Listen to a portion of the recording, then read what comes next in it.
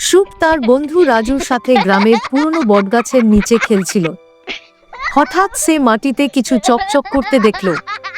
কৌতূহল নিয়ে তুলে দেখে সেটি ছিল একটি পুরনো কাঠের লাঠি। দেখতে সাধারণ হলেও লাঠিটা হাতে নিতেই চারপাশে হালকা আলো ছড়িয়ে পড়ল। শুভ ভয় পেয়ে রাজুকে বলল, দেখ রাজু, এটা কি? রাজু অবাক হয়ে বলল, হয়তো এটা কোনো জাদুর লাঠি। সন্দেহের বশে শুভ লাঠি দিয়ে সামনের শুকিয়ে যাওয়া গাছের দিকে তাক করল এবং বলল, গাছ সবুজ হও। মুহূর্তের মধ্যে শুকিয়ে যাওয়া গাছটি নতুন সবুজ পাতায় ভরে উঠল। শুভ আর রাজু আনন্দে লাফিয়ে উঠল। শুভ বুঝতে পারল এটি সাধারণ লাঠি নয়, বরং এক জাদুর লাঠি।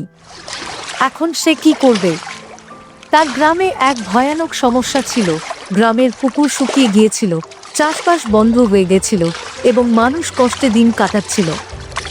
শুভ ভাবল সে লাঠি দিয়ে কিছু ভালো কাজ করবে। পরদিন সে গ্রামের মাঝখানে দাঁড়িয়ে লাঠি দিয়ে বলল, ওহে জল, ফিরে এসো। আশ্চর্যজনকভাবে পুকুর আবার পানিতে ভরে গেল। গ্রামের মানুষ অবাক হয়ে গেল। তারা সবাই শুভকে আশীর্বাদ দিল। জমিদার কালা মিয়া সব শুনে রেগে গেল। সে লাঠিটা কেড়ে নিতে চাইল। এক রাতে সে তার লোকজন নিয়ে শুভর ঘরে চুরি করতে এলো, কিন্তু শুভ আগে থেকেই বুঝতে পেরেছিল। লাঠি হাতে নিয়ে শুভ বলল, অন্যায়কারীরা অদৃশ্য হয়ে যাও। সঙ্গে সঙ্গে জমিদার আর তার লোকজন কয়েক ঘন্টার জন্য অদৃশ্য হয়ে গেল। সকাল হতেই তারা ফিরে এলো, কিন্তু ততক্ষণে তারা লজ্জায় মাথা নিচু করে ফেলেছে। শুভ বুঝতে পারল শুধু জাদুর লাঠি দিয়ে সব ঠিক করা যাবে না, মানুষকেও ভালো হতে হবে। শুভ বুঝল ক্ষমতা দায়িত্বের সঙ্গে আসে। সে ঠিক করল লাঠিটা গোপন জায়গায় রেখে দেবে এবং শুধুমাত্র প্রয়োজনে ব্যবহার করবে।